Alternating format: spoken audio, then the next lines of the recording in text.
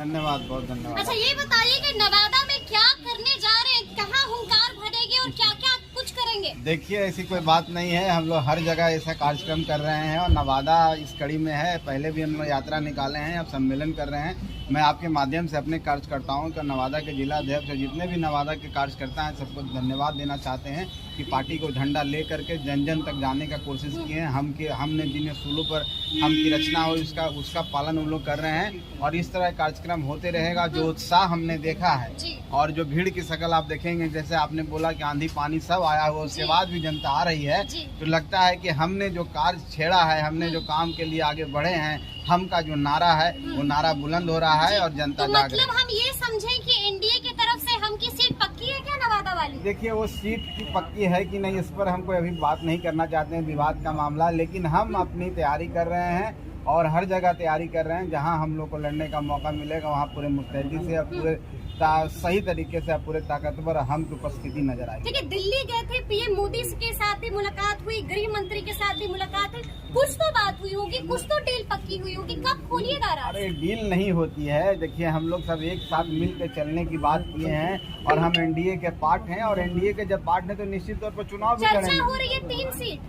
अब चर्चा हो रही है, वो तो चर्चा आप लोग कर रहे हैं, अभी बातें फाइनल नहीं हुई है, लेकिन हम अपनी जगह तैयारी कर रहे हैं। इसके बाद हम जमुई में भी तैयारी करेंगे, पूर्णिया में आप कार्यक्रम देखे हैं। अच्छा। और आगे भी कार्यक्रम होता रहेगा, इससे इसका मतलब नहीं निकाले। लेकिन नवादा अगर हम लोग को मौका मिलेगा तो नवादा में लड़ सकते हैं। संतोष जी ने बड़ी मांग क्यों नहीं? हमने ऐसी कोई बात नहीं की, पता नहीं ये बातें कहाँ से आ रही है। अच्छा। अगर ऐसा कोई वीडियो है तो मुझे दिखाई कि मैं ऐसी कोई बात बोला है। अच्छा, इंडिया जो है लगातार बढ़त बना रही है, इंडिया को डबल झटका लग गया है।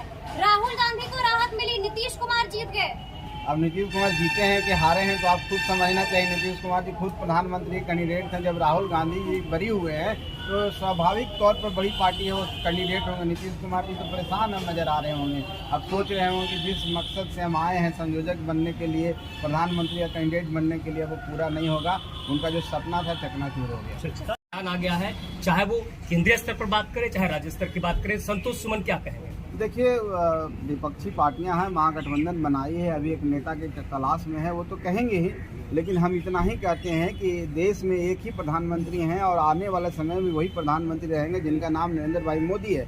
और उनके सामने कोई नहीं टिकता है। इस देश को आगे बढ़ाने में, इस देश को विश्व के मानचित्र पर नज़र आ रहा है। हमारा देश को भी लोग जान रहा है, हर क्षेत्र में विकास हुआ है और जनता उनसे प्यार करती है, उनके साथ सहानुभूति रखती है और आने वाला समय भी अब जनता का अपार समर्थन उनको है। इसलिए अच्छा, अंतिम सवाल, लोकसभा में कितनी सीटें आप दावे कर रहे हैं? 5, 8, 10?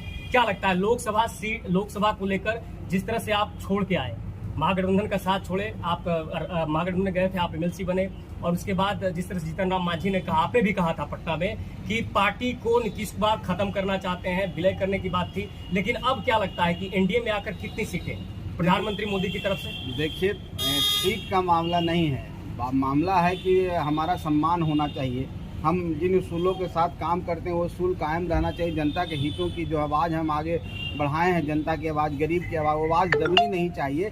इसलिए हम लोग गठबंधन से छोड़ के आए हैं, क्योंकि माननीय नीतीश कुमार जी वो गरीबों को देखना पसंद नहीं करते हैं। गरीब की एक पार्टी है, खास करके SC ST की एक पार्टी है, जो कमज़ोर तबका आगे निकल करके एक संवैधानिक स्तर पर पार्टी बनाया है। उसको ख़त्म करने का जो साजिश उन्होंने रचा था, वो साजिश हमें कबूल नहीं था। हम गरीब हो सकते हैं, झुक नहीं सकते हैं और सम्मान के साथ जीने का अधिकार हमको भी है। इसलिए हम लोग ने आकर के माननीय गृह मंत्री जी से मिले। उनसे मिलने के बाद उनसे जो आश्वासन मिला कि हम आपके साथ हैं और हम भी गरीबों की बात करेंगे और आपकी आवाज़ को दबने नहीं देंगे, बीजेपी आपके साथ रहेगी। तो हम उसी दिन बाहर निकल के हम कह दिए थे कि हम एनडीए के साथ रहेंगे और कोई कंडीशन नहीं था। अब सीट का जहां तक मामला है, समय आने पर सब नवादा में दावेदारी है कि नहीं? नवादा में दावेदारी है कि नहीं? दावेदारी नहीं, तैयारी है। तैयारी है। दावेदारी तो समय आने पर करेंगे ही, लेकिन पुरजोर तैयारी है और युवाओं में जोश